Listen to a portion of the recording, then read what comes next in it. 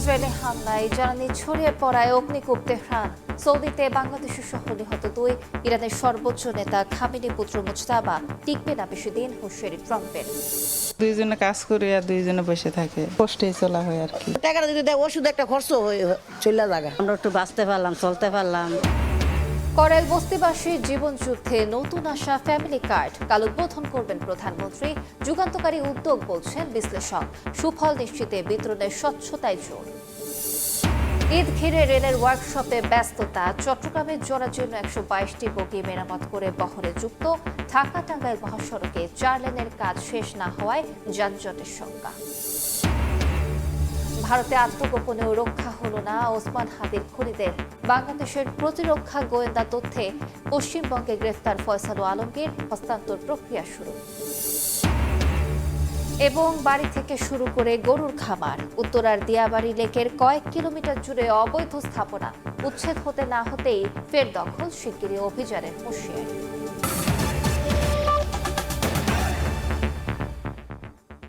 সকালের সময়ের সঙ্গে আছি আমি আলিশা ইসলাম। ইরানে ইসরায়েলি হামলায় জ্বালানি স্থাপনার তেল ছড়িয়ে পড়ায় অগ্নিকূপে পরিণত হয়েছে তেহরান। আগুনের কুণ্ডলী ও কালো ধোঁয়া ছড়িয়ে পড়েছে চারপাশে। আইআরজিসির বিমান বাহিনীর সদর দফতরেও ব্যাপক হামলা হয়েছে। লেবাননেও ক্ষেপণাস্ত্রের আঘাতে আইআরজিসির 5 কমান্ডার নিহতের দাবি করেছে আইডিএফ। ইসরায়েলেও পাল্টা হামলা হয়েছে। এরই মধ্যে ইরানের নতুন সর্বোচ্চ ধর্মীয় নেতা মুজতাবা খামেনির প্রতি আনুগত্য জানিয়েছে ইসলামী বিপ্লবী গার্ড এবং সশস্ত্র বাহিনী। এদিকে যুক্তরাষ্ট্রের অনুমোদন ছাড়া ইরানের সর্বোচ্চ নেতা বেশি দিন টিকবে না বলে হুঁশিয়ারি দিয়েছেন ডোনাল্ড ট্রাম্প। স্থানীয় সময় রোববার তেহরানে অবস্থিত ইরানের ইসলামী বিপ্লবী গার্ডের বিমান বাহিনীর সদর দফতরে ব্যাপক হামলা চালিয়েছে ইসরায়েলের সামরিক বাহিনী আইডিএফ এর দাবি, একদিনে ইরানের ভেতরে প্রায় 140টি লক্ষ্যবস্তুতে হামলা চালানো হয়েছে। কোম ও ইস্পাহান শহরেও বিস্ফোরণের শব্দ পাওয়া গেছে। এর আগে তেহরানের কয়েকটি জ্বালানি ডিপোতে হামলা চালায় তেল আবিব। ওই হামলার পর ঘন্টার পর ঘন্টা আগুন জ্বলতে দেখা যায়। বিষাক্ত ধোঁয়ায় ঢেকে যায় তেহরানের আকাশ। সেই ধোঁয়ার প্রভাবে শহর থেকে কয়েক ডজন মাইল দূরেও কালো বৃষ্টিপাত দেখা যায়। শ্বাসকষ্টে ভুগছেন বাসিন্দারা। ইসরায়েল ও যুক্তরাষ্ট্রের হামলায় আহতদের দেখতে হাসপাতালে যান ইরানের প্রেসিডেন্ট মাসুদ পেজেশকিয়ান। এর মধ্যেই মার্কিন জ্বালানি মন্ত্রীর দাবি, ইরানের তেল স্থাপনায় যুক্তরাষ্ট্র হামলা চালায়নি। তেল বা প্রাকৃতিক গ্যাস শিল্পে হামলা চালানোর কোনো পরিকল্পনা ওয়াশিংটনের নেই। লেবাননেও চলছে ইসরায়েলি বাহিনীর আগ্রাসন। ক্ষেপণাস্ত্রের আঘাতে আইআরজিসির কয়েকজন কমান্ডারকে হত্যার দাবি করেছে আইডিএফ। এদিকে সোমবার ভোরে ইসরায়েলের মধ্যাঞ্চলে নতুন করে কয়েক দফা ক্ষেপণাস্ত্র ছুড়েছে ইরান। অঞ্চল জুড়ে বেজে ওঠে সতর্কতামূলক সাইরেন। এর আগে অঞ্চলটিতে চালানো ইরানের ক্ষেপণাস্ত্র হামলায় রাজধানী তেল আবিবে ক্ষয়ক্ষতির চিহ্ন স্পষ্ট হয়ে ওঠে। এই হামলায় ক্লাস্টার ওয়ারহেড ব্যবহার করা হয়েছে বলে ধারণা করা হচ্ছে। হামলা অব্যাহত রয়েছে উপসাগরীয় দেশগুলোতেও। ইরানের ড্রোন প্রতিহতের দাবি করেছে সৌদি আরব ও সংযুক্ত আরব আমিরাত। ইরাকের ইরবিলে বিকট বিস্ফোরণের শব্দ পাওয়া গেছে। জর্ডানে মার্কিন ঘাঁটি লক্ষ্য করেও হামলা চালিয়েছে ইরান। ইরানের সেনাবাহিনী জানিয়েছে, দখলদার ইসরায়েল আবারও জ্বালানি স্থাপনায় হামলা চালালে এই অঞ্চলের অন্যান্য দেশের তেল ডিপো ও জ্বালানি অবকাঠামোতে হামলা চালানো হবে। এদিকে ইরানের সরকারের বিরুদ্ধে কোনো ধরনের হামলায় অংশ না নিতে ইরানি কুর্দিদের আহ্বান জানিয়েছে সিরিয়ার কুর্দিরা। মার্কিনিরা বিপদে ফেলে চলে যাবে বলে সতর্ক করেছে তারা। চলমান সংঘাতের মধ্যেই ইরানের নতুন সর্বোচ্চ নেতা হিসেবে নির্বাচন করা হয়েছে ইসরায়েলি হামলায় নিহত আয়াতুল্লাহ আলী খামেনির দ্বিতীয় সন্তান মোস্তফা খামেনিকে। সোমবার ইরানের রাষ্ট্রীয় গণমাধ্যম জানায়, দেশটির 88 ধর্মীয় ব্যক্তিত্ব নিয়ে গঠিত assembly of expert supreme leader নির্বাচন করে। তারা সবশেষ ভোটাভুটিতে মোস্তফা খামেনিকে পরবর্তী সর্বোচ্চ নেতা হিসেবে বেছে নেন। মোস্তফা খামেনির প্রতি আনুগত্য প্রকাশ করেছে ইরানের সশস্ত্র বাহিনী। তাকে অভিনন্দন জানিয়ে নতুন সর্বোচ্চ নেতা হিসেবে স্বীকৃতি দিয়েছে ইরানের ইসলামী বিপ্লবী গার্ড বাহিনী। এদিকে যুক্তরাষ্ট্রের অনুমোদন ছাড়া ইরানের নতুন সর্বোচ্চ নেতা বেশি দিন টিকবে না বলে হুঁশিয়ারি দিয়েছেন মার্কিন প্রেসিডেন্ট ডোনাল্ড ট্রাম্প। রাইসা জান্নাত, সময় সংবাদ। এদিকে সৌদি আরবে একটি আবাসিক ভবনে মিসাইলের আঘাতে এক বাংলাদেশি সহ 2 জন নিহত হয়েছেন। এ ঘটনায় আহত অন্তত 12 বাংলাদেশি। স্থানীয় সময় রোববার দেশটির সিভিল ডিফেন্স কর্তৃপক্ষের বরাতে এই তথ্য জানিয়েছে গণমাধ্যম আল জাজিরা।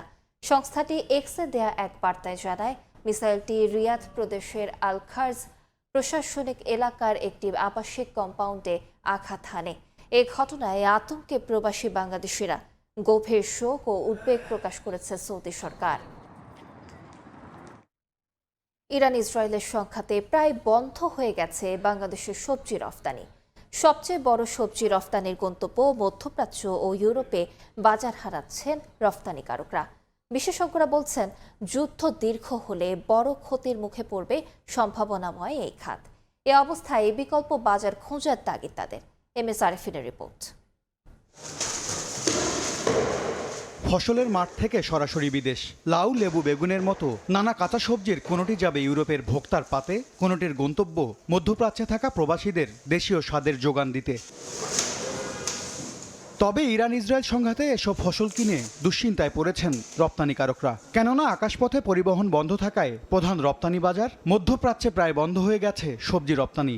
অথচ গ্রীষ্মেই আমদানিকারক দেশগুলোতে এসব পণ্যের চাহিদা থাকে তুঙ্গে। টোটাল ইউরোপের 60% রপ্তানি আমাদের, তা আমাদের ইউরোপের বাজারগুলো আমরা হারাই ফেলতেছি। ফ্লাইট না যাওয়ার পরিপ্রেক্ষিতে আমরা মাল পাঠাতে পারতেছি না। নতুন নতুন পটল বের হবে, আদার আইটেমগুলা যাবে। এই সময়ের সুযোগ নিয়ে এয়ার ফ্রেটটা যেন না বাড়ানো হয়। রপ্তানি উন্নয়ন ব্যুরো ইপিবির তথ্য, চলতি অর্থ বছরের প্রথম 8 মাসে 5,77,00,000 সবজি রপ্তানি করেছে বাংলাদেশ, যা গত অর্থ বছরের একই সময়ের তুলনায় 26% বেশি। এসব পণ্যের প্রধান গন্তব্য সৌদি আরব, আরব আমিরাত, কুয়েত সহ ইউরোপের বেশ কয়েকটি বড় দেশ। রপ্তানিকারকরা বলছেন, সৌদি আরবের জেদ্দা ও মদিনায় ফ্লাইট গেলেও রিয়াদে যাচ্ছে না। এছাড়া স্থগিত রয়েছে কাতার এয়ারওয়েজ ও এমিরেটস এয়ারলাইন্সের ফ্লাইটও। নিয়মিতই বাতিলের তালিকায় অন্যান্য এয়ারলাইন্স যোগ হওয়ায় কমছে রপ্তানি। টরেন্টো, আর একটা হলো ইউকে, আর একটা হলো রোম, ইটালির রোমে। এই তিনটা দেশে খুব সামান্য সবজি যাচ্ছে, বাকি সবগুলা ডেস্টিনেশনে বাংলাদেশের শাকসবজি, ফলমূল গত 8 দিন যাবত রপ্তানি বন্ধ। ডেইলি প্রায় 50,000 মার্কিন ডলারের মতো এক্সপোর্ট আমরা কিন্তু করতে পারতেছি না। এ অবস্থায় স্বল্প ও দীর্ঘমেয়াদী পরিকল্পনা নিয়ে সরকার ও উদ্যোক্তাকে একসঙ্গে কাজ করার তাগিদ দিচ্ছেন বাজার বিশেষজ্ঞরা। সিঙ্গাপুর, মালয়েশিয়া, ইন্দোনেশিয়া, কিছু সবজি তো চায়নাও যেতে পারে, চায়নারও কিছু কিছু এলাকা আছে। এইদিকে যদি আমরা কিছু বাজার ডেভেলপ করতে পারি, আমাদের আগে একটা সুযোগ ছিল, জাপানে কিছু ফ্লাইট ছিল, সেটা এখন বন্ধ। সরাসরি ফ্লাইট না হলে আবার সবজি পাঠানো ভালো হয় না। বর্তমানে মধ্যপ্রাচ্য, ইউরোপ ছাড়াও বিশ্বের বিভিন্ন দেশে নিয়মিত সবজি রপ্তানি করে প্রায় 200টি প্রতিষ্ঠান। MS আরিফিন, সময় সংবাদ, ঢাকা। বছরে কয়েক দফা আগুনের সঙ্গে লড়াই করা যাদের নিয়তি, সেই করাল বস্তিবাসীকে আশা দেখাচ্ছে ফ্যামিলি কার্ড। নতুন ঘর নির্মাণ আর নিত্যদিনের সংসার চালাতে ঋণে জর্জরিত এসব মানুষ স্বপ্ন দেখছেন ঘুরে দাঁড়ানোর। তাদের প্রত্যাশা, ফ্যামিলি কার্ডের মাসিক অর্থ তাদের লড়াই কিছুটা সহজ করবে। আগামীকাল করাল থেকেই ফ্যামিলি কার্ডের উদ্বোধন করবেন প্রধানমন্ত্রী তারেক রহমান। রাজনৈতিক বিশ্লেষকের মতে, সাধারণের জীবনমান উন্নয়নে এটি যুগান্তকারী উদ্যোগ। তবে সুফল নিশ্চিতে কার্ড বিতরণে স্বচ্ছতার উপর জোর দিচ্ছেন তিনি। হাসান ওয়ালির প্রতিবেদন। প্রায় লাখখানেক মানুষের শেষ আশ্রয়ের নাম কড়াইল বস্তি। গত 2 দশকে অন্তত 20 থেকে 25 বার অগ্নিকাণ্ডের ঘটনা ঘটেছে এই জনপদে। ফলাফল, নিম্ন আয়ের মানুষদের সর্বস্ব হারানো হাহাকার। সবশেষ গেল বছরের 25 নভেম্বর ভয়াবহ আগুনে ভস্মীভূত হয়েছে 1500 ঘরবাড়ি।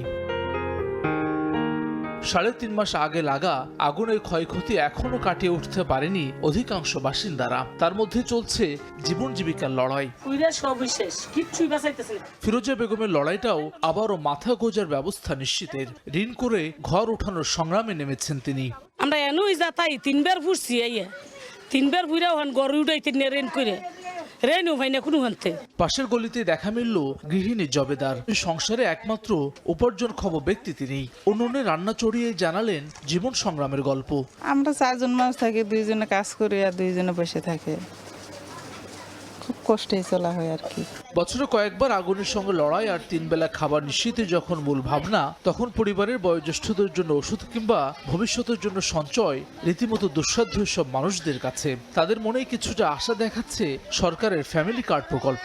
এরই মধ্যে সরকারি এই সহায়তার প্রয়োজনীয় ফর্ম পূরণ করেছেন এখানকার মানুষ। তো আমরা কার্ড সবার নিচে, ঘরে কেউরির ঘর বাত নাই। 2500 কি 1000 দেয়, তাহলে এটা জমা রয়ে গেল। এরকম একটি ফ্যামিলি কার্ড বাংলাদেশের প্রত্যেক মা বোনদের কাছে, মাদের কাছে আমরা পৌঁছে দিতে চাই। মঙ্গলবার কড়াইল বস্তি থেকেই ফ্যামিলি কার্ড কর্মসূচির উদ্বোধন করবেন প্রধানমন্ত্রী তারেক রহমান। একই সঙ্গে দেশের 14টি স্থানে কর্মসূচিটির উদ্বোধনও ঘোষণা করবেন তিনি।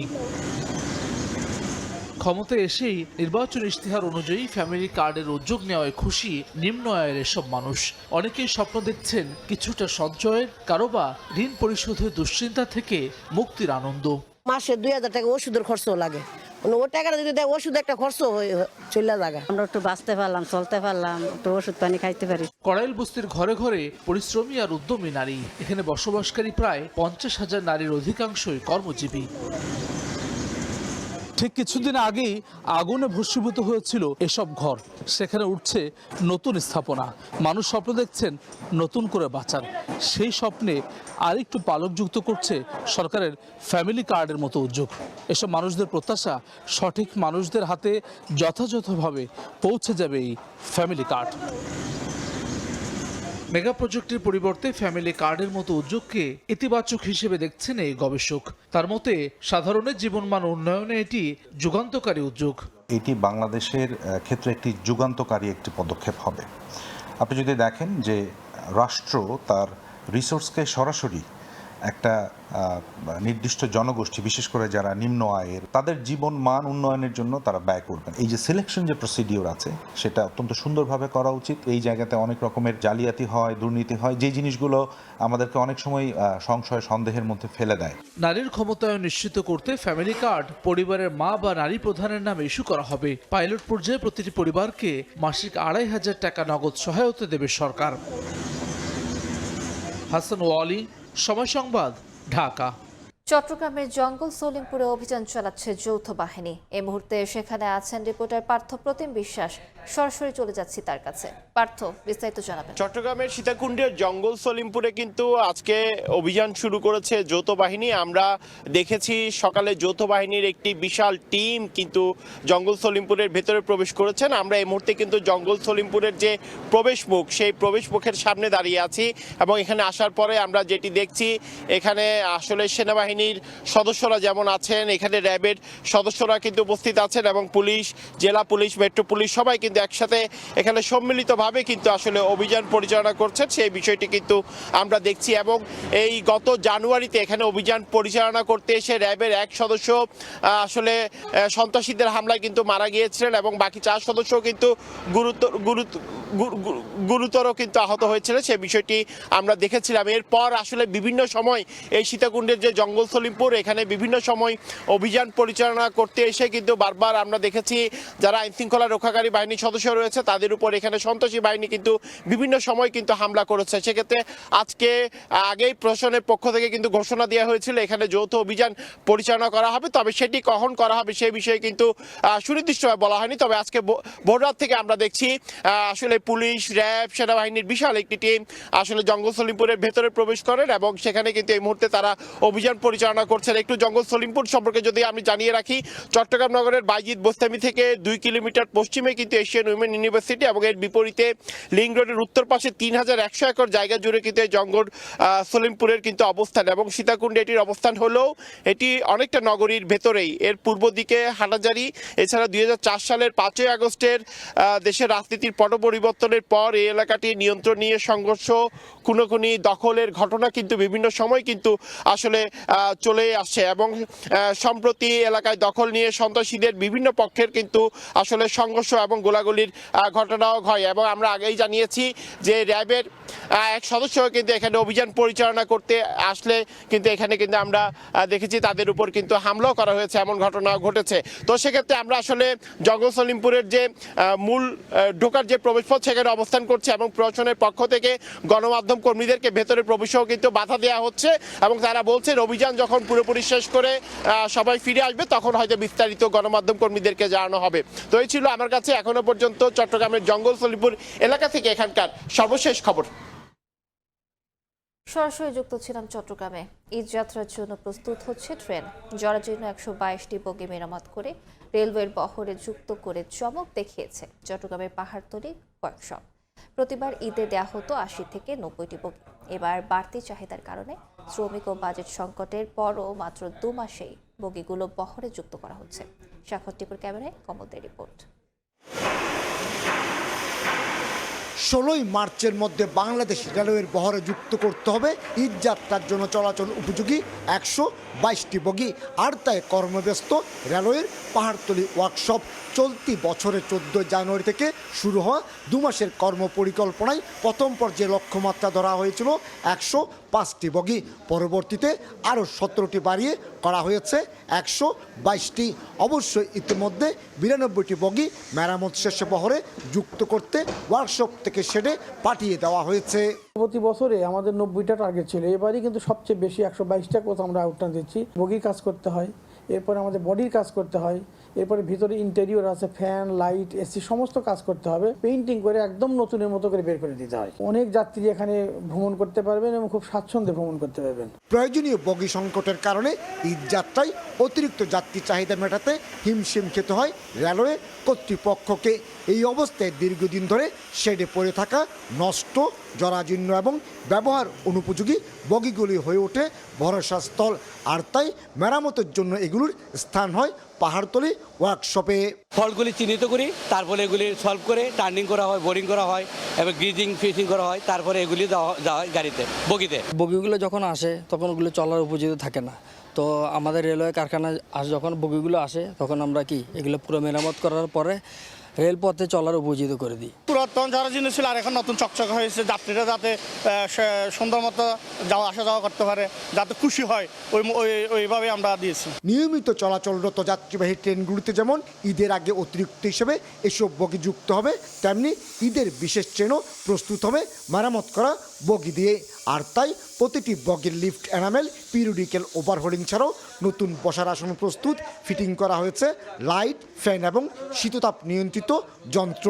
ওখানে আগুনে টায়ার ফিটিং করতেছে, ইঞ্জিনের ওখানে ড্রাইভিং ফিটিং করতেছে, ঠিক আছে, ওই মেশিনে টার্নিং করছে, ওই লেদে টার্নিং করতেছে। পূর্ণ কাজটা হচ্ছে পরে ক্লিনিং, গ্রিজিং যেটা গ্রিজ করে আউটরান দেওয়া।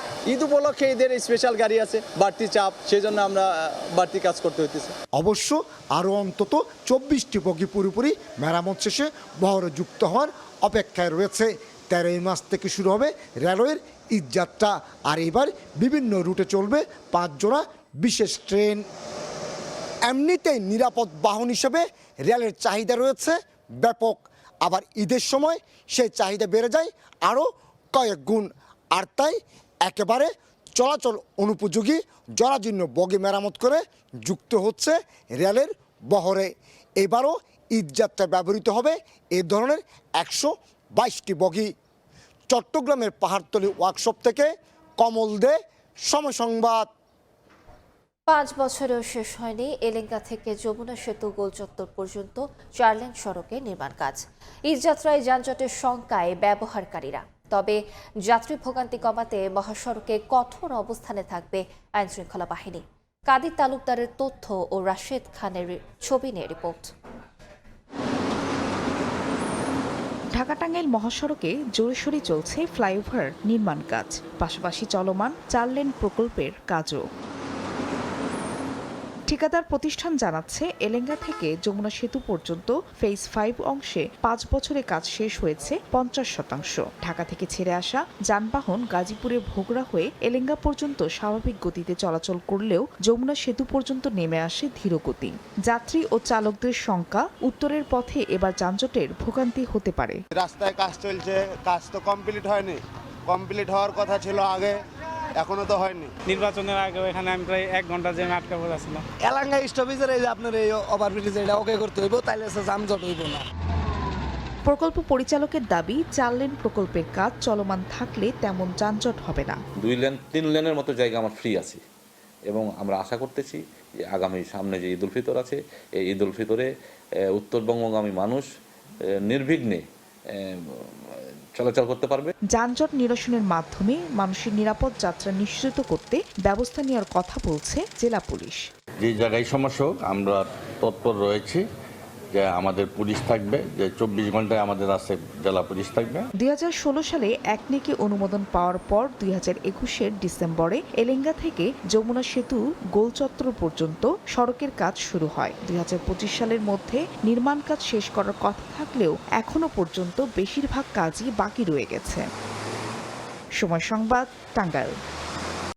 ইনকিলাব মঞ্চের মুখপাত্র ওসমান হাদি হত্যা মামলার প্রধান আসামি ফয়সাল করিম মাসুদ ও আলমগীর ভারতের পশ্চিমবঙ্গে গ্রেফতার হয়েছে। বাংলাদেশের প্রতিরক্ষা গোয়েন্দাদের তথ্যে তাদেরকে গ্রেফতার করা হয়। এরই মধ্যে হস্তান্তর প্রক্রিয়াও শুরু হয়েছে। বিস্তারিত জানাচ্ছেন সুব্রত আচার্য।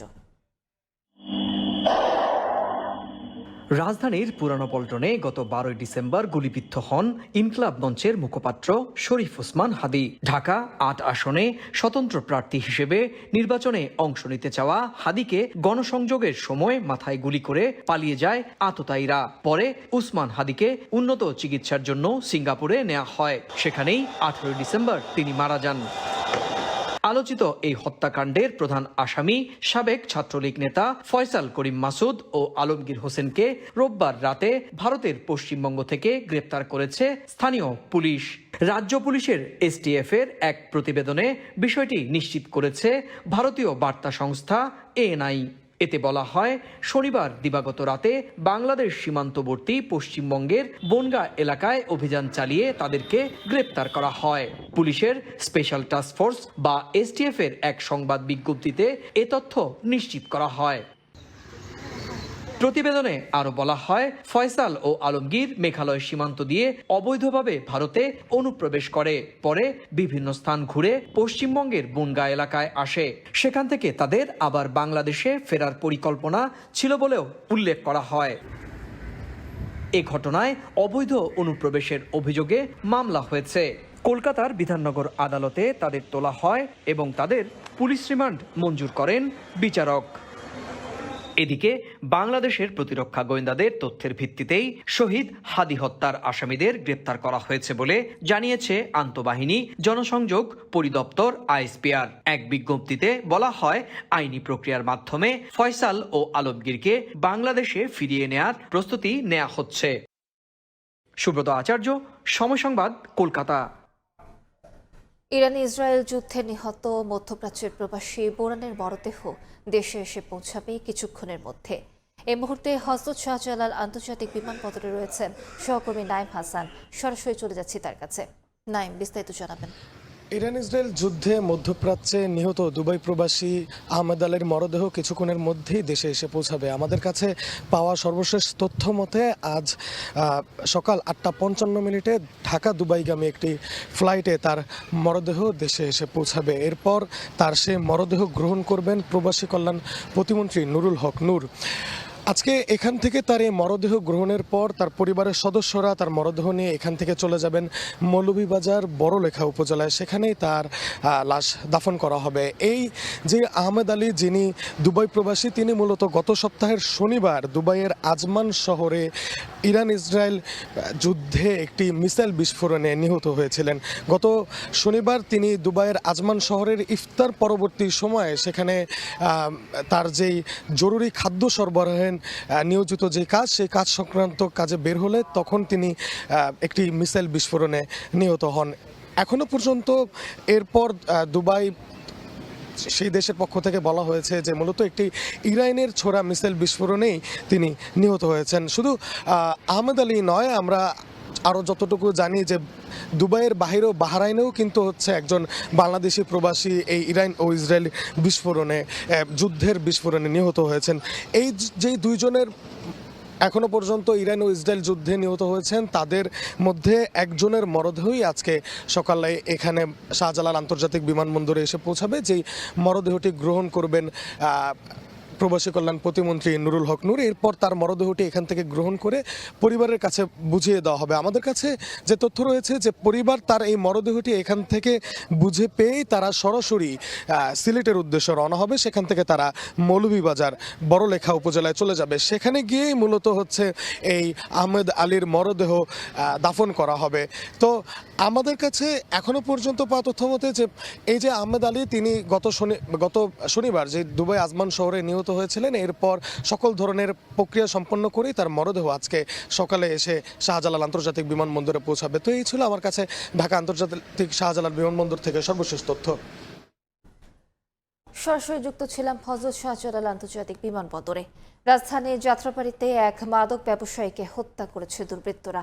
যাত্রাবাড়ি থানার ভারপ্রাপ্ত কর্মকর্তা মোহাম্মদ রাজু জানান, রোববার রাতে যাত্রাবাড়ির সবজি বাজার এলাকা থেকে মেহেদী হাসান অপুর মরদেহ উদ্ধার করা হয়। তিনি মাদক ব্যবসার সঙ্গে জড়িত ছিলেন।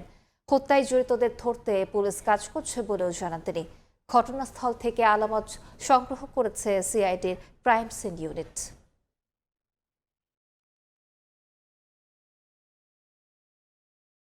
টিন শেড একটা আড়ত আছে, ওটার নিচে একটা ডেড বডি পড়ে আছে। বয়স অনুমান 25 বছর হবে। ক্রাইম সিনকেও আমরা ইনফর্ম করেছি, প্লাস অন্যান্য এজেন্সিগুলোকে আমরা ইনফর্ম করেছি, আমরা ঊর্ধ্বতন কর্তৃপক্ষকে অবহিত করেছি। পুরো টিম আমরা কাজ করছি। ইনশাল্লাহ আমরা এটা অতি দ্রুত এটার রহস্য উদ্ঘাটন করতে পারবো। মোহাম্মদপুরে শনিবার ছিনতাইকারীর কবলে পড়েন দুদক মহাপরিচালক মোতাহার হোসেন। দেশীয় অস্ত্রের আঘাতে আহত হন তিনি। ঘটনার পরে অভিযানে নামে আইনশৃঙ্খলা বাহিনী। সোমবার রাতে 2টি আইফোন উদ্ধারের পাশাপাশি 2 ছিনতাইকারীকে গ্রেফতার করে পুলিশ। একজনের নাম শাহজাদা, মামলার সংখ্যা 11। আরেকজনের নাম রুবেল ওরফে বক্সার, মামলার সংখ্যা 5-এর অধিক। দুজনই 10 থেকে 12 জনের সংঘবদ্ধ ছিনতাইকারী চক্রের সদস্য। শনিবার রাতে তারাবির নামাজ শেষে ফেরার পথে রাজধানীর রেসিডেন্সিয়াল মডেল কলেজের পাশে শহীদ ফাইয়াজ চত্বরে এই ছিনতাইকারী চক্রের কবলে পড়েন দুদকের মহাপরিচালক মোতাহার হোসেন। দেশীয় অস্ত্রের মুখে ছিনিয়ে নেওয়া হয় তার মোবাইল সহ সবকিছু। এ সময় চোখে ও ঘাড়ে আঘাত করা হয় তাকে। এ ঘটনায় রোববার মোহাম্মদপুর থানায় মামলা করেন তার সহকারী। তার ফোন ছিনতাই হয়েছিল, মানিব্যাগ, ওয়ালেট এবং ঘড়িটা। শারীরিকভাবে ওনারা হাত দিয়েই এবং হচ্ছে যে তাদের কাছে যে ধারালো ছুরি বা এগুলো থাকে, এগুলো দিয়ে ভয়ভীতি দেখানো, যে আক্রমণ করা, সেগুলোই ছিল আর কি। দেশীয় যে সরঞ্জাম অস্ত্র তারা অটোরিকশায় করে এসেছিল এবং ছিনতাই করে এবং অটোরিকশায় পালিয়ে যায়। ঘটনার পরেই অভিযানে নামে মোহাম্মদপুর থানা পুলিশ। ছিনিয়ে নেওয়া মোবাইল সহ 2 জনকে গ্রেফতার করা হয়। তার যে অ্যাপল ওয়াচে ফাইন্ড মাই আইফোন যে অপশনটা আছে, ওটা দিয়ে আমরা তার সার্বক্ষণিকই তার লোকেশনটা আমরা ট্রেস করতে পারছিলাম। গজনবী রোড, বিহারি ক্যাম্পের যে পাশের এলাকাটা, এসপিবিএন গেট যেটা, ওই দিকটায়, এবং গণভবন ক্রসিং এবং ফাইয়াজ চত্বর, এই এলাকাগুলোতে যারা ছিনতাই করে তাদেরকে আমরা ফলো করতে থাকি। এবং এক সময় এই গতকাল যারা ঘটনাটি ঘটিয়েছে ওই চক্রেরই 2 জনকে গ্রেফতার করতে সক্ষম হয়। জিজ্ঞাসাবাদের এক পর্যায়ে তারা স্বীকার করে যে হ্যাঁ, তারা গতকাল যে মোবাইল 2টি ছিনতাই করেছিল সেগুলো পুলিশের ভয়েই এক প্রকার পলিথিনে মুড়িয়ে বসিলা এলাকায় একটা ঝোপের মধ্যে ফেলে আসছে। আমরা তাদেরকে নিয়ে ওখানে যাই এবং রাত্রে আনুমানিক 11:30টার দিকে ওখান থেকে ওই পলিথিনে মোড়ানো ফোন 2টি উদ্ধার করতে সক্ষম হয়। চক্রের বাকি সদস্যদের ধরতে অভিযান চলছে বলে জানিয়েছে পুলিশ। আতাউর কাউসার, সময় সংবাদ, Dhaka. Thai Aluminium. The better is now the best. রাজধানীর দিয়াবাড়ি লেকের দুপাশে কয়েক কিলোমিটার জুড়ে অবৈধ স্থাপনা। এসব স্থাপনা উচ্ছেদকেই প্রধান চ্যালেঞ্জ মনে করে স্থানীয় সংসদ সদস্য বলছেন, সমন্বিত অভিযান পরিচালিত হবে শিগগিরই। দখল ঠেকাতে নেওয়া হচ্ছে উদ্যোগ। বুলবুল রেজা রিপোর্ট।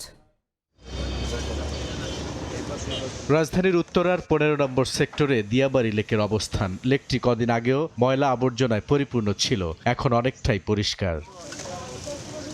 নির্বাচনের আগে 54 দিন এবং পরে 7 দিন, এই 61 দিনের পরিশ্রমে লেকটি পরিষ্কার করা হয়েছে। স্থানীয় বিএনপি নেতাদের নিজস্ব উদ্যোগে কাজটি সম্ভব হয়েছে। তারা বলছেন, অবৈধ স্থাপনা উচ্ছেদই এখন প্রধান চ্যালেঞ্জ। অবৈধ স্থাপনা এই 2 ধারে প্রচুর আছে। আমরা এখানে কিছু অবৈধ স্থাপনা আলোচনা করে তাদেরকে আমরা সরিয়েছি। আমরা এখানে সিটি কর্পোরেশন অফিসের সামনে মানববন্ধন করেছিলাম উত্তরাস্ত, প্রায় কয়েক হাজার লোক নিয়ে। তারা আশ্বস্ত করেছিলেন যে 2 ধারের অবৈধ স্থাপনা তারা সরাবেন, আসলে তারা সরাননি।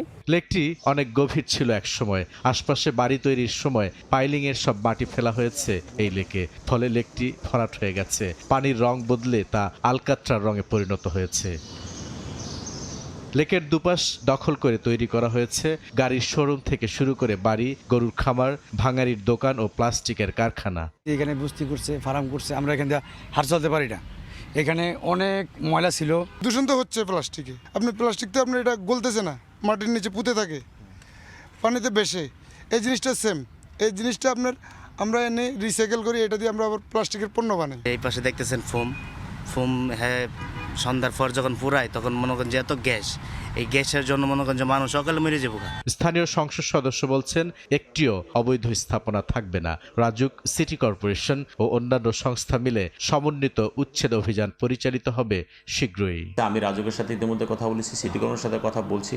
তা আমি আশা করি যেখানে অবৈধ স্থাপনা থাকার কারণে জনভোগান্তির সৃষ্টি হয়, মানুষের ভোগান্তির সৃষ্টি হয়, সেই জায়গাগুলো আমরা অ্যাড্রেস করে আমরা কাজ করব এবং প্রতিটা সংস্থাকে সেভাবে আমাদের নির্দেশনা দেওয়া হয়েছে। দিয়াবাড়ি লেকের দুপাশে ঢাকা উত্তর সিটি কর্পোরেশন এবং রাজধানী উন্নয়ন কর্তৃপক্ষের জায়গা। এই জায়গায় অবৈধভাবে গড়ে উঠেছে অসংখ্য স্থাপনা। এর আগেও এসব স্থাপনায় উচ্ছেদ অভিযান পরিচালিত হয়েছে। ফলাফল শূন্য, অল্প দিনের ব্যবধানে আবারও দখল। তবে স্থানীয় সংসদ সদস্য বলছেন এবারের যে উদ্যোগ সেটি হবে টেকসই, দখলদাররা আর সহসাই ফিরতে পারবে না। বুলবুল রেজা, সময় সংবাদ, ঢাকা। পিরোজপুর পৌরসভার ৪২টি খালের অধিকাংশই দখলদারদের কবলে। প্রায় ৬০ কিলোমিটার ময়লার ভাগাড়ে পরিণত হয়েছে। মশার উপদ্রব বাড়ার পাশাপাশি বর্ষায় জলাবদ্ধতায় নাকাল পৌরবাসী। জিয়াউল হকের তথ্য ও তরিকুল ইসলাম অফির ছবিতে রিপোর্ট। দেখে মনে হতে পারে ময়লার ভাগার, কিন্তু না। একসময় পিরোজপুর পৌরসভার ২ ও ৪ নম্বর ওয়ার্ডের শিকারপুর ও ঝাটকাঠি ভারানী খালে চলাচল করত বড় নৌকা। তবে দখল আর দূষণে এই খাল ময়লার ভাগারে পরিণত হয়েছে। 1885 সালে পিরোজপুর ইউনিয়ন থেকে পৌরসভায় উন্নীত হয়। দেশের পুরাতন পৌরসভার মধ্যে পিরোজপুর অন্যতম হলেও পরিকল্পিতভাবে হয়নি নগরায়ন। প্রায় 30 বর্গ কিলোমিটার পৌরসভার 42টি খালের অধিকাংশ দখল করে গড়ে তোলা হয়েছে বিভিন্ন স্থাপনা। এতে বাধাগ্রস্ত হচ্ছে পানির চলাচলের স্বাভাবিক গতি। অন্যদিকে পানির গতি বাধাগ্রস্ত হওয়ায় ভরাট হয়ে যাচ্ছে খাল। ফলে বর্ষার সময় সৃষ্টি হয় জলাবদ্ধতা। খাল নাই বিদায় ধানের ফসল ভালো হয় না এবং রবি শস্যও ভালো হয় না। এই এলাকার শিশু, ছোট বাচ্চারা পানিবাহিত রোগের কারণে ভুগতেছে। স্থানীয়রা বলছেন 1977 ও 1981 সালে বিভিন্ন জায়গায় খাল খননে অংশগ্রহণ করেন শহীদ প্রেসিডেন্ট জিয়াউর রহমান। তবে ড্রেনগুলো ময়লার ডাস্টবিন হিসেবে ব্যবহার করায় শহরের অধিকাংশ ড্রেনেজ ব্যবস্থা ভেঙে পড়েছে। এতে পৌরসভার খাল ও ড্রেনগুলো পরিণত হয়েছে দুর্গন্ধ, মশা আর রোগ জীবাণুর ভাগাড়ে। খালটা না খনন করায় এখানে মানে নোংরা আবর্জনা হইয়া ভরাট। খাল বিভিন্ন কারণে বিভিন্ন ময়লা ভর্তি ফেলায়, এই জন্য আমাদের খাল ভরিয়ে গেছে। আমাদের খালটা খনন করা দরকার। বরাদ্দ না থাকায় খাল খনন ও পুনরুদ্ধার করা যায়নি বলে জানিয়েছেন পৌরসভার নির্বাহী কর্মকর্তা। তবে বর্তমান সরকার খাল খননের উদ্যোগের মাধ্যমে খাল পুনরুদ্ধার ও পুনঃখনন শুরু হবে, এমনটাই প্রত্যাশা তাদের। পৌরসভার খালগুলি যদি খনন করার উদ্যোগ নেওয়া হয় বা এই আলোকে বরাদ্দ প্রদান করা হয়, তাহলে পিরোজপুর পৌরসভার বাসিন্দারা জন্য দুর্ভোগ যেমন জলাবদ্ধতা এবং মশার উপদ্রব, অন্যান্য যে সমস্যা থেকে পরিত্রাণ পাবে। 30 বর্গ কিলোমিটারের এই পৌরসভায় লক্ষাধিক জনগণের বসবাস।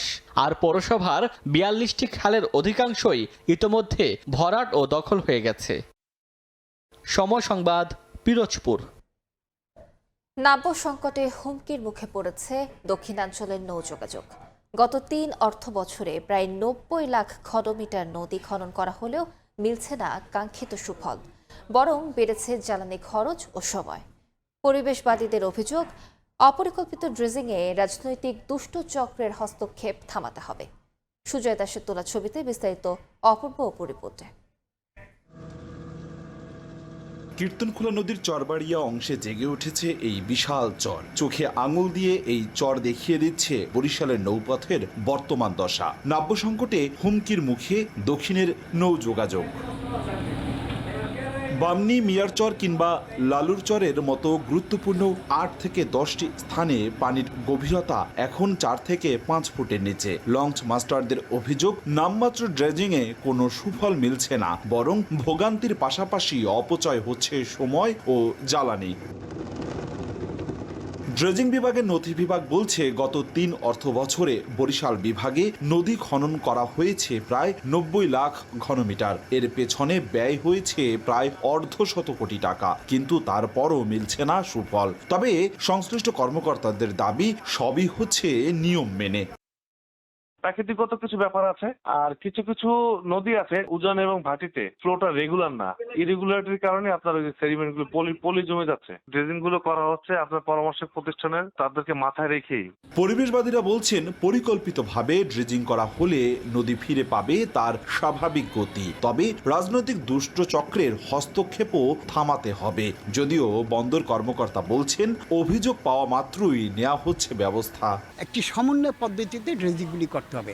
একদিকে যেমন ক্যাপিটাল ড্রেজিং করতে হবে এবং ক্যাপিটাল ড্রেজিংয়ের পাশাপাশি মেনটেন্যান্স ড্রেজিংও কন্টিনিউ করতে হবে। কিন্তু কোন রাজনীতির কারণে যে সেটা হচ্ছে না, এটা আমাদের বুঝতে হবে। কোথাও আমরা কোনো অভিযোগ পাই, অবশ্যই সেটি বিআইডব্লিউটিএ আপনার নদীর এই প্রবাহমান ধারা অব্যাহত রাখার স্বার্থে, মানে যাত্রীবান্ধব এবং ব্যবসা বান্ধব রাখার স্বার্থে আমরা অবশ্যই সেটা ড্রেজিং এর ব্যবস্থা বিআইডব্লিউ করে দেবে। পানি উন্নয়ন বোর্ডের তথ্য অনুযায়ী বরিশাল বিভাগের ৪২টি নদ নদীর ৬২৯ কিলোমিটার এলাকায় ডুবোচর সৃষ্টি হয়েছে, যা নদীগুলোর স্বাভাবিক প্রবাহকে বাধাগ্রস্ত করছে।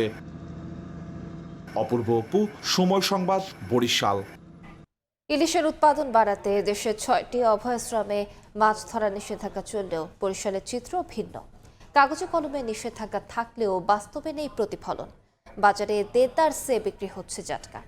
জেলেদের অভিযোগ, সরকারের বরাদ্দের চাল এখনও পাননি তারা, তাই বাধ্য হয়ে নামছে নদীতে। আর মৎস্য বিভাগ বলছে জেলেদের জন্য বিশেষ বরাদ্দ মিলবে ঈদের পর। অপূর্ব রিপোর্ট। ২৮,০০০ টাকা, ২৮,০০০, ২৮,০০০।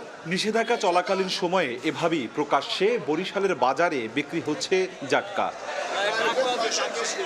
১ মার্চ থেকে ইলিশ রক্ষায় শুরু হওয়া ২ মাসের কঠোর নিষেধাজ্ঞা যেন কেবল নথিপত্রে সীমাবদ্ধ। অবাধে মাছ শিকারে গোটা বাজার ছেয়েছে জাটকায়। রমজানে চাহিদা থাকায় এসব মাছের দামও আকাশ ছোঁয়া। কোনো জায়গায় মাছ ধরা বন্ধ নয়, সবাই মাছ ধরে, সব জায়গায় মাছ ধরে। প্রশাসন আয় জায়গা, আবার প্রশাসন জায়গায় ঠিকই মাছ সব সময় ধরে। ২ মাসে অভিযান হতো, ব্যবসায়ীতে আমরা যারা আছি আর হয়রানি। ২-১ কেজি মাছ হয়, কি করবে? জালে বাঁধবে, ৫টার সাথে ১টা বাজে, তখন ওই মাছটা কি করবে? তারা এখন নিয়ে আসে বড় মাছের সাথে। অভিযানের এরিয়ার বাইরের যে নদীটা, এইটার মাছটা আমরা এখন মারতে আছি। বরিশাল, পটুয়াখালী ও ভোলার বিভিন্ন নদীর বাঁকে বাঁকে ইলিশের অভয়ারণ্য, মাছের অবাধ বিচরণ। অথচ নিষেধাজ্ঞার তোয়াক্কা না করেই এখানে জাটকা নিধনে মেতেছেন অনেক জেলেরা। তাদের অভিযোগ, পেটের দায়ে অনেকটা বাধ্য হয়ে মাছ ধরছেন তারা। সরকারের বরাদ্দের চাল না পাওয়ার ক্ষোভ তাদের। এই যে গুড়ারা যে ইতাইতে আছে যে পয় পোশাক দেবো, হ্যাঁ তো আমাকে সম্বল নাই। সরকার চাল দেয় হ্যাঁ, ঈদের পর সরকার দেবে না। আমাদের কোনো টাকা পয়সা নাই। সরকার যদি এই ঈদের আগে চাল দুগা দিতে অবরোধ দেয়, তা আমরা মোটামুটি চলতে পারতাম। অবরোধ দিলে মানুষ কিভাবে বাঁচবে, কিভাবে চলবে? ২ মাস অভিযান দিবে, এতদিন মাছ ছিল না, বড় মাছ। এখন কিছুটা বড় মাছ নদীতে আসছে, এখন আমরা ধরবার জন্য আসছি। ঠিক আছে, চাল দিলেও মনে করেন এই চাল আমার কাছে পৌঁছে না। ৮০ কেজি চাল দেয় জানলে নামের, আমরা কত জুলুম ১৫-২০ কেজি চাল পাই। কার্ডের একটা টোকন দিছে, স্লিপ দিছে, কিন্তু চাল দেয় না। মৎস্য অধিদপ্তর বলছে লোকবল সংকটে নিষেধাজ্ঞা বাস্তবায়ন শতভাগ তদারকি করা সম্ভব হচ্ছে না। জেলেদের জন্য বিশেষ বরাদ্দ মিলবে ঈদের পর। প্রথমবারের মতো সহায়তা বাবদ চালের সঙ্গে দেয়া হবে আটা, তেল, লবণ, চিনি ও ডাল। ভিজিএফ কিন্তু বিতরণ শুরু হয়ে গিয়েছে, বরাদ্দ চলে এসছে, ভিজিএফ বিতরণ চলে। আর স্পেশাল যে একটা সাহায্য আছে সেটা খুব শীঘ্রই শুরু হবে, হয়তো ঈদের পরপরই শুরু হয়ে যাবে। বছরের মার্চ ও এপ্রিলে বরিশাল বিভাগের ৩১২ কিলোমিটার ইলিশ অভয়াশ্রম এলাকায় মাছ শিকার কঠোর নিষেধাজ্ঞা থাকে। এখানে জেলে আছেন প্রায় লক্ষাধিক। অপূর্ব অপু, সময় সংবাদ, বরিশাল। ভোলায় দীর্ঘ ১৮ বছর ধরে বিকল বক্ষব্যাধি ক্লিনিকের এক্সরে মেশিন। অন্যদিকে ফিল্ম সংকটে গত ১ সপ্তাহ ধরে জেনারেল হাসপাতালেও হচ্ছে না এক্সরে। বিকল্প না থাকায় বাইরে থেকেই করতে হচ্ছে এক্সরে, যার মান নিয়েও রয়েছে সংশয়। এতে সেবা প্রত্যাশীরা চরম ভোগান্তিতে। সংশ্লিষ্টরা জানান, এক্সরে মেশিন দীর্ঘদিন ধরে বিকল থাকার বিষয়টি ঊর্ধ্বতনদের জানানো হলেও মেলেনি সমাধান। আর ক্রয় প্রক্রিয়া শেষ হলেই জেনারেল হাসপাতালে ফিল্ম সংকট সমাধান হবে। নাসিরুদ্দিন লিটনের রিপোর্ট, ছবি তুলেছেন উৎপল দেবনাথ। ফুসফুসের রোগ নির্ণয়ের অত্যন্ত গুরুত্বপূর্ণ পরীক্ষা এক্স রে। তবে ভোলার একমাত্র বক্ষব্যাধি ক্লিনিক ও হাসপাতালের এক্স রে মেশিনটি দীর্ঘ 18 বছর ধরে বিকল হয়ে আছে।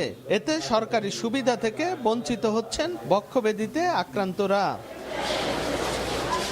বাধ্য হয়ে এক্স রে করাতে রোগীদের যেতে হয় পাশের 250 শয্যা বিশিষ্ট জেনারেল হাসপাতালে। তবে সপ্তাহের বেশি সময় ধরে ফিল্মের সরবরাহ না থাকায় সেখানেও হচ্ছে না এক্স রে। বাধ্য হয়ে বাইরে থেকেই এক্স রে করতে হচ্ছে সেবা প্রত্যাশীদের। অন্যদিকে বক্ষব্যাধি হাসপাতাল কর্তৃপক্ষের দাবি, এক্স রে মেশিন দীর্ঘদিন ধরে বিকল থাকার বিষয়টি ঊর্ধ্বতনদের জানানো হলো মেলেনি সমাধান। মুখ্য সমস্যা, আমি বক্ষব্যাধি ডাক্তার দেখাতে এসেছি, ডাক্তার আমাকে এক্স রে দিছে।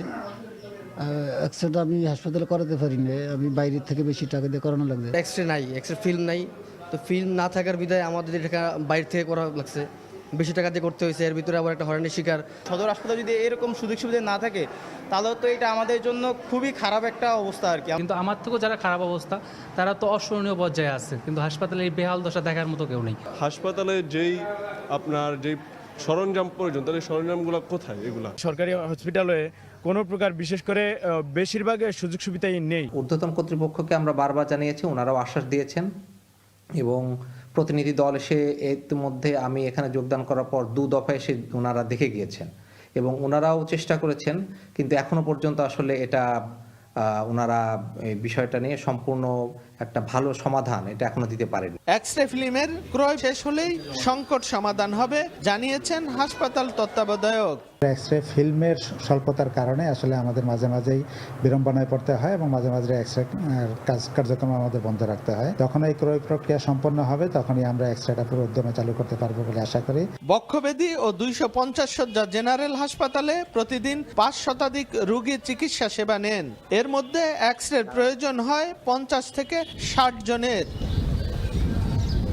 নাসিরুদ্দিন লিটন, সময় সংবাদ, ভোলা। দিন ও রাতে আবহাওয়ার তারতম্যে মেহেরপুরে বাড়ছে নানা রোগ। হাসপাতালে ভর্তি বিভিন্ন বয়সী রোগী। এ বিষয়ে আরও খবর জানাতে মেহেরপুর জেনারেল হাসপাতাল থেকে আমাদের সঙ্গে যুক্ত হচ্ছেন রিপোর্টার বেনিয়ামিন। যাচ্ছি তার কাছে। আজ সকালেও কিন্তু ঘন কুয়াশার চাদরে আচ্ছাদিত ছিল পুরো মেহেরপুর। দিনের বেলায় যেখানে তাপমাত্রার পারদ 30 থেকে 34 ডিগ্রি সেলসিয়াসে ওঠানামা করছে, সেখানে রাতের বেলায় কিন্তু তাপমাত্রা 18 থেকে 22 ডিগ্রি সেলসিয়াসে রয়েছে। সেক্ষেত্রে কিন্তু সাধারণ মানুষের মধ্যে একটি রোগের প্রাদুর্ভাব, বেশ কিছু রোগের প্রাদুর্ভাব দেখা যাচ্ছে এই তাপমাত্রা পরিবর্তনের কারণে। তাপমাত্রার এই পরিবর্তনে কিন্তু ঠান্ডা, জ্বর, কাশি সহ ব্রঙ্কালাইটিস এবং শ্বাসকষ্টজনিত রোগে অনেকেই হাসপাতালে আসছেন এবং চিকিৎসা নিচ্ছেন। মেহেরপুর জেনারেল হাসপাতালে যেখানে 100 শয্যা রয়েছে সুবিধা, সেখানে কিন্তু প্রায় 333 জন রোগী এখন ভর্তি হয়ে চিকিৎসা নিচ্ছে। পাশাপাশি কিন্তু বহির্বিভাগেও প্রতিদিন প্রায় 1000 খানেক রোগী এখানে চিকিৎসা নিচ্ছে বলে জানাচ্ছে হাসপাতাল কর্তৃপক্ষ। এখানে কিন্তু বেশ কিছু শিশু রোগী রয়েছে যারা কিন্তু শ্বাসকষ্ট এবং নিউমোনিয়া সহ সর্দি জ্বরের মতন রোগ দিয়ে তারা এখানে ভর্তি হয়েছে বলে জানাচ্ছে হাসপাতাল কর্তৃপক্ষ। সেক্ষেত্রে কিন্তু অনেক রোগীর অভিযোগ যে তারা হাসপাতালে সুস্থ হতে এসে কিন্তু সিট না পেয়ে কিংবা শয্যা না পেয়ে তারা বারান্দায় এবং মেঝেতে অবস্থান নিচ্ছে। সেক্ষেত্রে কিন্তু তারা সুস্থ হওয়া থেকে অসুস্থ হয়ে যাচ্ছেন বেশি বলে তারা জানাচ্ছে এবং বেশ কিছু যে রোগীরা এসেছেন তারা কিন্তু কিছু ওষুধ সংকটের কথাও জানিয়েছে। হাসপাতাল কর্তৃপক্ষ বলছে যে আসলে তারা কিন্তু চেষ্টা করছে এখন যে তাপমাত্রা পরিবর্তনের যে অবস্থা সেটি নিরাময় করার জন্য। সেক্ষেত্রে তারা কিন্তু বলছেন যে সতর্কতা এখন সবচেয়ে বেশি জরুরি। এই ছিল মেহেরপুরের তাপমাত্রা পরিবর্তনে, আবহাওয়া পরিবর্তনে রোগীদের সর্বশেষ খবর। সরাসরি যুক্ত ছিলাম মেহেরপুরে। ইউক্রেনের খার্কিভে ভয়াবহ ক্ষেপণাস্ত্র হামলা চালিয়েছে রাশিয়া। এতে শিশুসহ অন্তত 10 জন নিহত এবং 16 জন আহত হয়েছেন। ইউক্রেনের দাবি, এই হামলায় প্রথমবারের মতো নতুন ধরনের ক্রুজ ক্ষেপণাস্ত্র ব্যবহার করেছে মস্কো। এদিকে পাল্টা হামলা চালিয়েছে কিয়েভও। 170টি ইউক্রেনীয় ড্রোন ভূপাতিতের দাবি করেছে রুশ সেনারা। স্থানীয় সময় রোববার ইউক্রেনের খার্কিভ অঞ্চলের একটি আবাসিক ভবনে ক্ষেপণাস্ত্র হামলা চালায় রাশিয়া। এতে শিশুসহ হতাহত হন অনেকে। ইউক্রেনের দাবি, এই হামলায় প্রথমবারের মতো নতুন ধরনের ক্রুজ ক্ষেপণাস্ত্র ইসদেলিয়ে 30 ব্যবহার করে মস্কো। সাবসনিক এই এয়ার লঞ্চ ক্ষেপণাস্ত্রটির পাল্লা প্রায় 1500 কিলোমিটার এবং এতে উন্নত স্যাটেলাইট নেভিগেশন প্রযুক্তি রয়েছে বলে দাবি কিয়েভের। ইউক্রেনের প্রেসিডেন্ট ভলোদিমির জেলেনস্কি জানান, রাতভর রাশিয়া 29টি ক্ষেপণাস্ত্র ও প্রায় 480টি ড্রোন দিয়ে হামলা চালিয়েছে। কিয়েভ সহ দেশের মধ্যাঞ্চলের জ্বালানি অবকাঠামো লক্ষ্য করে এই হামলা চালানো হয় এবং অন্তত 7টি স্থাপনা ক্ষতিগ্রস্ত হয়েছে। রুশ বাহিনীর লাগাতার হামলায় মারাত্মক জ্বালানি সংকটে রাজধানী কিয়েভ সহ বিভিন্ন অঞ্চল, বিদ্যুৎ বিচ্ছিন্ন বহু এলাকা। এদিকে রাশিয়ায় পাল্টা হামলা চালিয়েছে ইউক্রেনও। রুশ প্রতিরক্ষা মন্ত্রণালয়ের দাবি, মাত্র 4 ঘন্টায় রাশিয়ার মধ্য ও দক্ষিণাঞ্চলে 170টি ইউক্রেনীয় ড্রোন ভূপাতিত করা হয়েছে। এর মধ্যে 2টি ড্রোন মস্কোর দিকে যাচ্ছিল বলে জানায় প্রতিরক্ষা মন্ত্রণালয়। অর্চিতা শেহজিন, সময় সংবাদ। নারী এশিয়ান কাপের গ্রুপ পর্বে নিজেদের শেষ ম্যাচ উজবেকিস্তানের মুখোমুখি হবে বাংলাদেশ। কোয়ার্টার ফাইনালে যেতে হলে শুধু বড় জয় পেলেই চলবে না, লাল সবুজের অপেক্ষা করতে হবে বাকি দলগুলোর ফলাফলের জন্য। তবে সমীকরণের মারপ্যাচে না গিয়ে ফুটবলারদের কাছে সেরা পারফরমেন্স চান কোচ পিটার বাটলার। ইতিহাস করতে চান অধিনায়ক আফিদাও। পার্থ রেক্টাঙ্গুলার স্টেডিয়ামে ম্যাচ শুরু বিকাল 3টায়। অস্ট্রেলিয়া থেকে আরও জানাচ্ছেন পারভিন আক্তার। দেশের ফুটবলকে অনন্য উচ্চতায় নিয়ে গেছেন নারী ফুটবলাররা। আন্তর্জাতিক নারী দিবসেও নিজেদের লক্ষ্যের প্রতি অবিচল জয়িতারা। নারী এশিয়ান কাপে প্রথম ম্যাচে চীন, পরের ম্যাচে শক্তিশালী উত্তর কোরিয়ার কাছে হেরে ব্যাকফুটে বাংলাদেশ। তবে হারলেও আসরে ফুটবলারদের প্রাপ্তির খাতায় যোগ হয়েছে অনেক। নতুন ইতিহাসের খোঁজে সিডনি থেকে পার্থে লাল সবুজ। উজবেকিস্তানকে হারাতে পারলে এশিয়ান কাপে নারী পুরুষ যে কোনো ফুটবলে মিলবে প্রথম জয়ের স্বাদ। স্বপ্ন বাস্তবায়নে পার্থ রেক্টাঙ্গুলার স্টেডিয়ামে নামবে আফিদারা। 2015 সালে এই মাঠেই এশিয়ান কাপে খেলে গেছে জামাল ভুঁইয়ারা। সে মাঠেই উজবেকিস্তান বধের ছক কষছেন কোচ। কখনো রসিক, কখনো আবার দার্শনিকের মতো কথা বলা বাটলার জানিয়ে দিলেন, তার কাছে জয় পরাজয় মুখ্য নয়, মেয়েদের পারফরমেন্সের উন্নতিতেই চোখ রাখছেন তিনি। এশিয়ান কাপের জন্য আমরা কতটা প্রস্তুতি নিয়ে এসেছিলাম এটা সবাই জানে। আমাদের ফুটবলাররা ডে বাই ডে উন্নতি করেছে। হাড্ডাহাড্ডি ম্যাচ হবে, ওদের কাছে সেরাটা চাই আমি। মাঠে ওরা ভালো ফুটবল খেলতে পারলে ফলাফল আমাদের পক্ষে আসতে পারে। উজবেকিস্তান ভালো দল, আমাদের সতর্ক থাকতে হবে। শেষ ম্যাচে রক্ষণে সেরাটা দিতে পারেননি অধিনায়ক আফিদা। তার ভুলে গোল হজম করেছিল বাংলাদেশ। ভুল থেকে শিক্ষা নিয়ে উজবেকিস্তানের বিপক্ষে পরিকল্পনা অনুযায়ী খেলতে চান অধিনায়ক। উজবেকিস্তানের সাথে আমরা অবশ্যই চেষ্টা করব আমাদের সেরাটা দিয়ে খেলার। আমাদের এখানে হারানোর কোনো কিছু নাই। আমরা প্রথমবারের মতো এখানে কোয়ালিফাই করেছি, আমাদের দেশকে এখানে রিপ্রেজেন্ট করতে পেরেছি, এটা আমাদের কাছে অনেক গর্বের বিষয়। উত্তর কোরিয়ার বিপক্ষে মাঝ মাঠে স্বাভাবিক খেলাটা খেলতে পারেননি মনিকা, মারিয়া, ঋতুপর্ণা চাকমারা। উজবেকিস্তান ম্যাচের আগে তাই সতর্ক মিডফিল্ডাররা। ম্যাচের আগের দিন 2 দলে ভাগ হয়ে প্রস্তুতি ম্যাচও খেলেছে লাল সবুজ। এ ম্যাচে একাদশ নিয়ে খুব বেশি পরীক্ষা নিরীক্ষার পক্ষে নন কোচ। 2 ম্যাচে বাংলাদেশ গোল হজম করেছে 7টি, প্রতিপক্ষ উজবেকিস্তান করেছে 6টি। তৃতীয় সেরা দল হয়ে কোয়ার্টার ফাইনালে ওঠার দৌড়ে এগিয়ে আছে আরও কয়েকটি দেশ। তবে চাপমুক্ত থেকে নিজেদের খেলায় ফোকাস করতে চায় বাংলাদেশ। এশিয়ান কাপে উজবেকিস্তানের বিপক্ষে গ্রুপ পর্বে নিজেদের শেষ ম্যাচ। জটিল সমীকরণের সামনে দাঁড়িয়ে বাংলাদেশ কোয়ার্টার ফাইনালে যেতে চাইলে শুধু বড় ব্যবধানে জিতলেই হবে না, তাকিয়ে থাকতে হবে অন্য দলগুলোর ফলাফলের দিকেও। পারভিন আক্তার, সময় সংবাদ, অস্ট্রেলিয়া। এ পর্যায়ে শীর্ষ সংবাদগুলো জানিয়ে দিচ্ছি আরেকবার।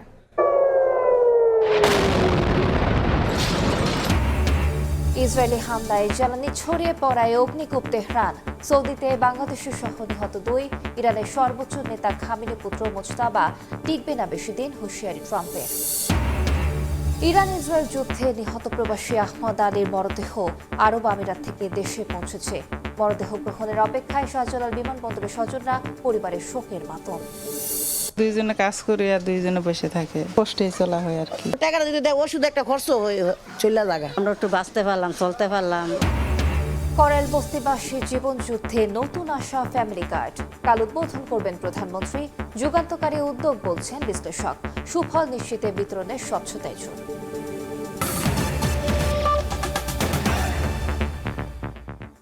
এ ছিল সকালের সময়। এরপর দেখবেন আন্তর্জাতিক সময়, সঙ্গে থাকবেন রোজা চৌধুরী। ধন্যবাদ আলিশা। আন্তর্জাতিক সময় নিয়ে আসছি কিছুক্ষণ পর, সঙ্গে থাকুন সময়।